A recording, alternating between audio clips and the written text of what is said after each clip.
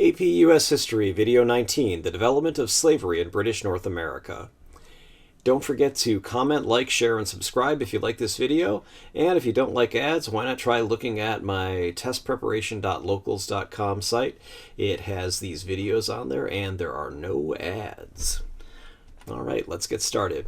The origins of slavery in British North America. The economic, demographic, and geographic features of the New World led to the development of slavery in British North America. Slavery was part of the American colonies in the beginning.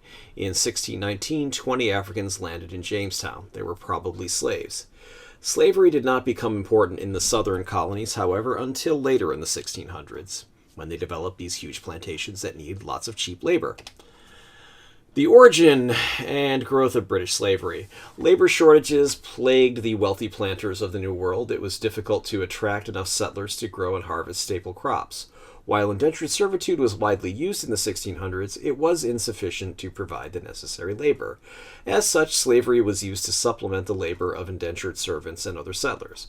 Because they were growing huge amounts of staple crops such as rice in South Carolina, for example, and cotton in other colonies, and sugar in the West Indies, etc. All the British colonies did participate in the Atlantic slave trade, but some used slaves much more than others. For example, South Carolina used many more slaves than Massachusetts because huge rice plantations need much more cheap labor than some tiny farm in Massachusetts where the weather and soil are not quite so good. Slaves were also used as personnel in every port city in the colonies, for example, New York, Philadelphia, etc. Bacon's Rebellion and the Virginia Slavery. In the second half of the 1600s, large Virginia planters encountered problems with indentured servitude. Indentured servants, once freed, did not integrate themselves into Virginia's society. They left the fertile tidewater lowlands for the hilly inland Piedmont region, which brought them into close contact with Native Americans, who had also been displaced by the tidewater planters. Basically, the Indians, Native Americans had to leave because the tidewater planters needed that for plantation land, and the indentured servants, once they were freed, really couldn't and wouldn't want to stay on the plantations where they'd been forced to work, so of course they would head towards available land that they could farm themselves. The Piedmont planters resented being taxed by Virginia authorities without representation in the House of Burgesses. At the same time, violence between the Piedmont planters and Native Americans escalated. They fought over access to land. More Bacon's Rebellion and Virginia slavery. In 1676, the Piedmont problems erupted into a full-scale rebellion. Thousands of Virginians of all races and classes, including indentured servants, marched on Jamestown and set it afire. The rebellion was crushed by armed merchant ships that took Berkeley's side. Nathaniel Bacon, a low-level planter, became the leader of the frontier farmers' cause after that initial rebellion.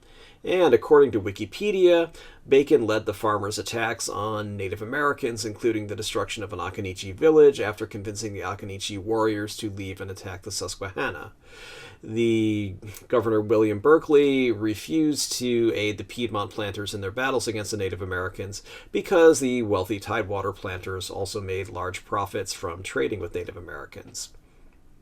And probably weren't too keen in assisting Bacon and the farmers from the Piedmont region after they'd, basically slaughtered women, children, and men who didn't go with the raiding parties against the Susquehanna after the Occoneechee actually captured a Susquehanna fort and refused to turn over all of these spoils to Bacon's troops, let's say, who hadn't actually assisted in the fighting. So yeah, I can kind of see why the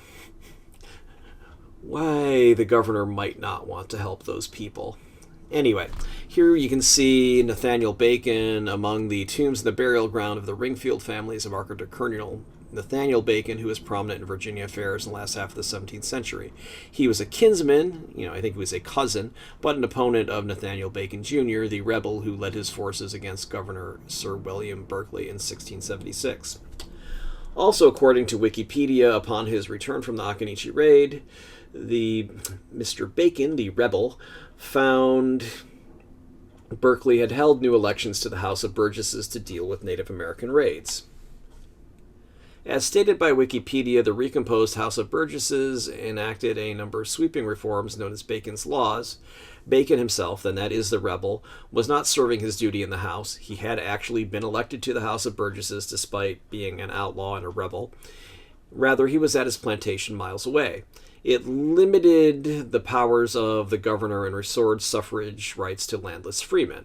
So that's pretty good. You didn't have to own land to vote anymore, and governor's powers were limited. So, unfortunately, that was too little too late for Bacon and his followers. Obviously, Governor Berkeley's indifference to their plight annoyed Bacon and his followers.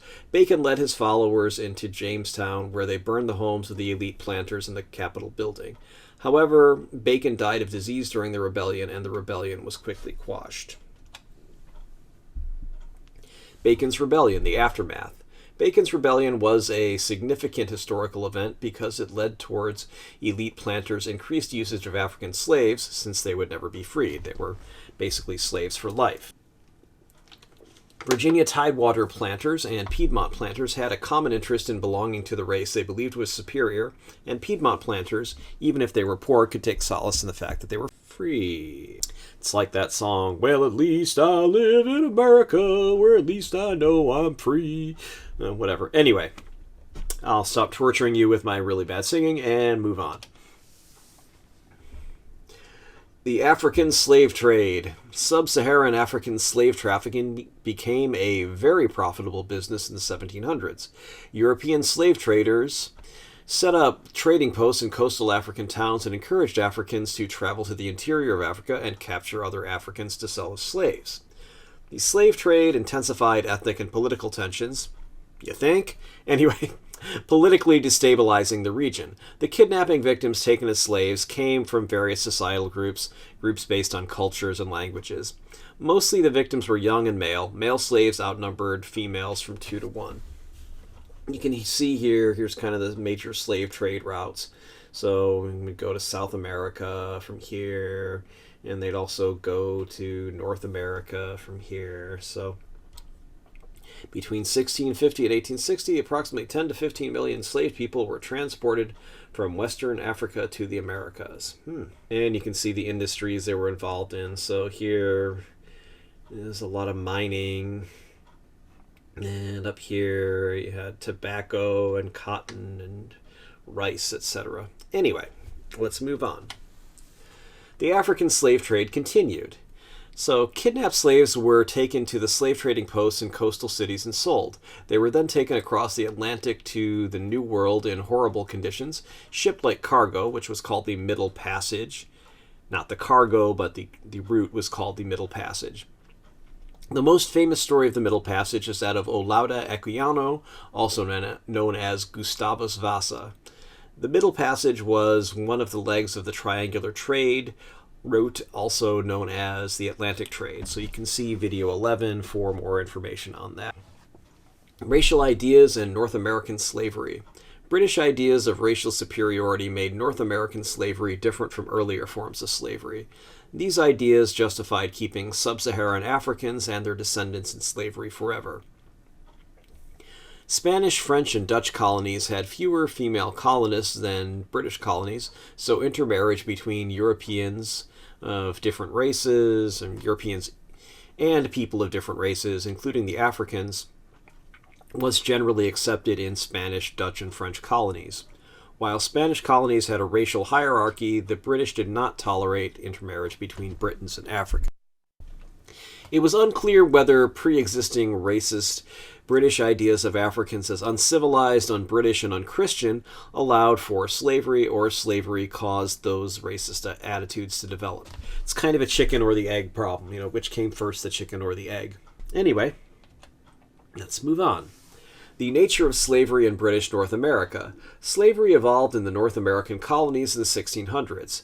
Some historians state that the first few slaves in colonial Virginia were not treated differently from indentured servants or other unfree people. However, the treatment of slaves became harsher later in the 1600s.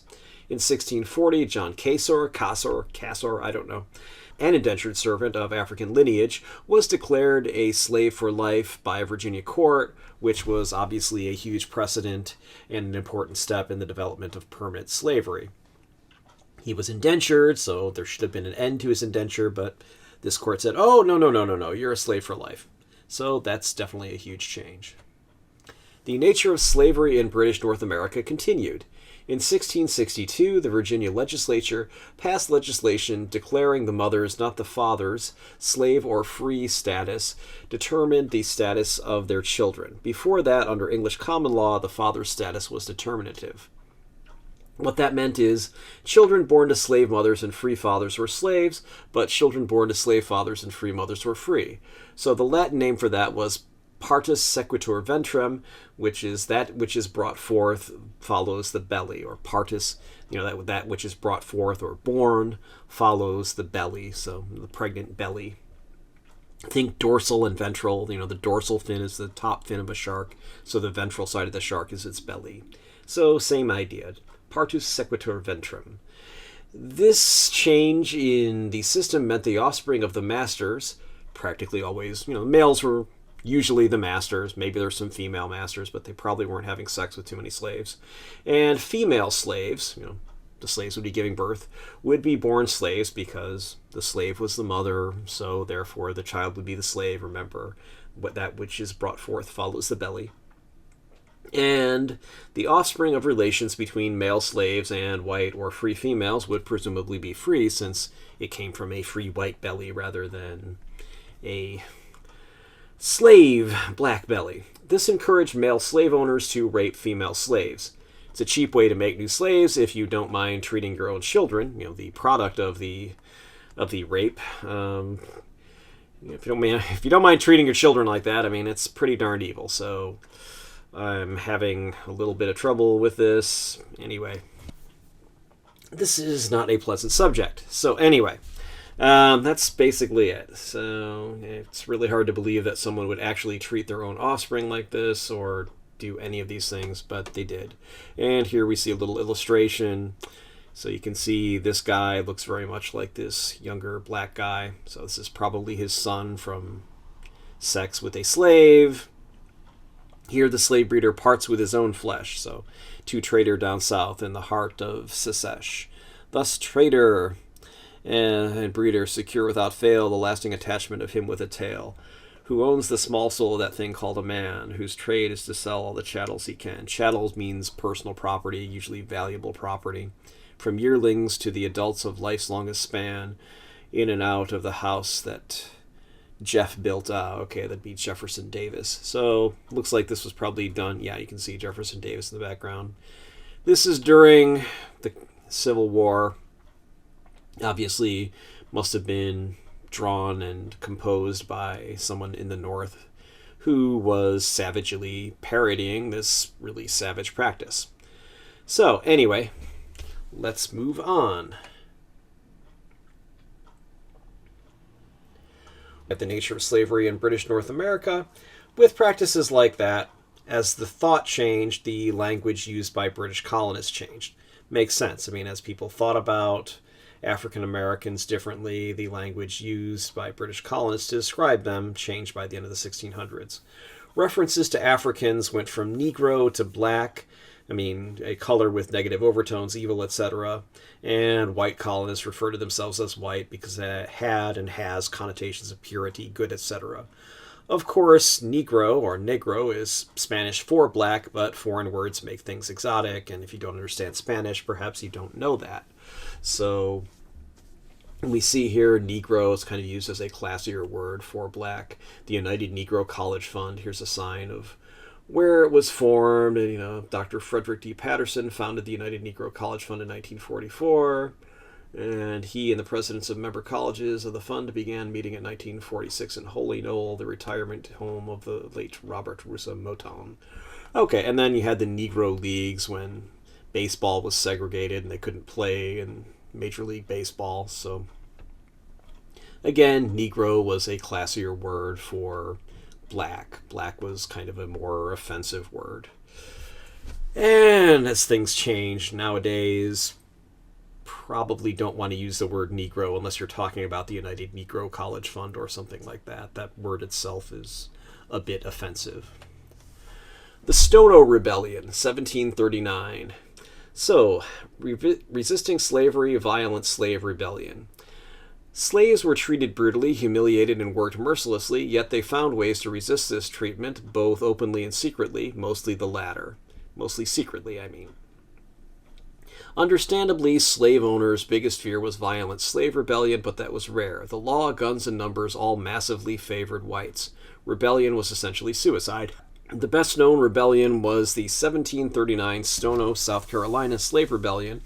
20 slaves got guns from a country store and killed 20 slave owners while also ransacking 6 plantations. The rebellion was quickly quashed. The slaves were killed and their heads were placed on mileposts along roads. So, yeah, when you try to go to direct war with somebody who basically has all the guns and the laws on their side and their numbers are vastly superior to yours, you're essentially committing suicide. So, unfortunately, even though these people were very brave or they took guns and other weapons, they killed 2 shopkeepers. The rebels marched south towards promised freedom in Spanish Florida, waving flags, beating drums, and shouting liberty. The rebels were joined by 40 to 60 more during their 15-mile march. They killed at least 20 whites but spared others. The rebellion ended late that afternoon when the militia caught the rebels, killing at least 34 of them. Most who escaped were captured and executed. Any forced to join the rebels were released. The South Carolina Assembly soon enacted a harsh slave code in force until 1865. So, that's the story of the Stono Rebellion, and that's why armed rebellion did not work very well for slaves in the antebellum, that is, the pre-Civil War South. Nonviolent resistance to slavery. Nonviolent resistance to slavery was much more common. Slaves practiced it literally every day. Common forms included intentional work slowdowns and sabotage, that is, breaking tools and machinery. Common labor practices in general, at least when labor management relations get really bad, might include intentional work slowdowns. If it's really bad, it might include sabotage. But anyway, for African slaves, another important practice was to maintain African cultural practices, their names, their traditions, etc. And here we see some signs from the World War II era about sabotage. So avoid accidents by removing all rubbish. So you can see here if there's a bunch of discarded cardboard or wooden crates and paint. Paint is nice and flammable. Well, all it takes is a saboteur to go and throw a nice lit match on it, and that'll all catch fire really well. And sabotage can outweigh production. Well, yeah, if you do a really good job of sabotaging something, you can completely screw up production. So if you question it, report it. So again, World War II. And what is sabotage? Well, sabotage is deliberately breaking tools or ruining machines. So, oh, gee, boss, I don't know what happened, but this cotton gin isn't working. Oh, golly gee, I broke this wrench. I broke whatever. I broke this scythe that I have to use.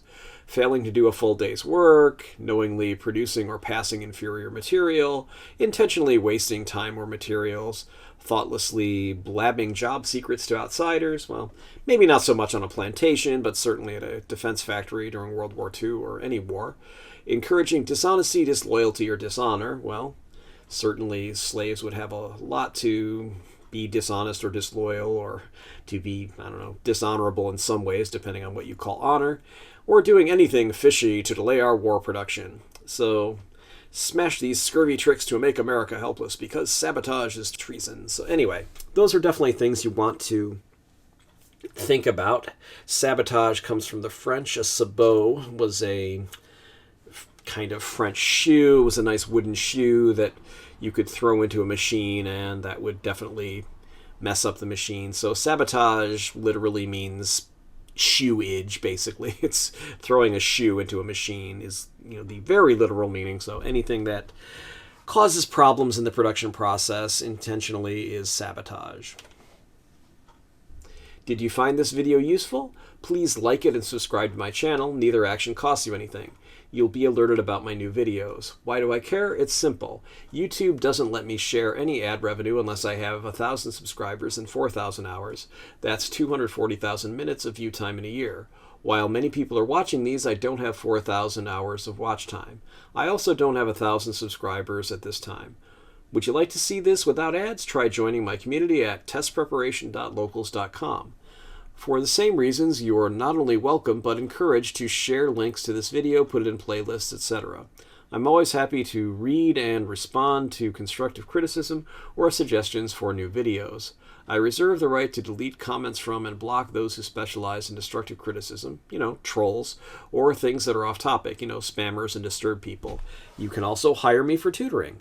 I'm in the San Francisco Bay Area, so we can do in-person tutoring, subject to current COVID restrictions, etc., or we can always do it anywhere on Earth through Zoom.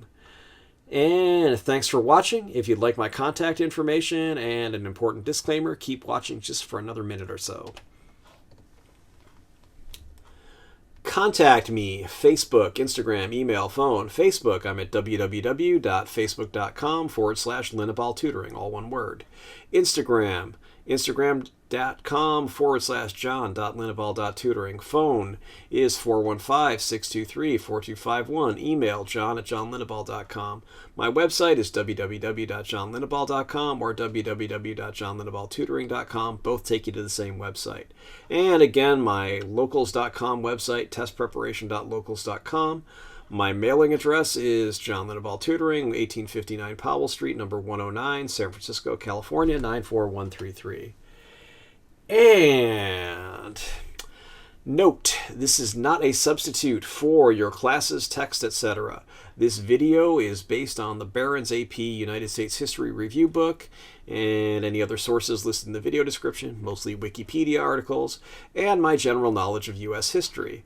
While this should help you do well on the AP US History exam, I can't be responsible for what your teacher thinks is important and asks you about in his or her own tests, homework, etc. Please read your class texts and pay attention to what your teacher says in class. All right, have a good one.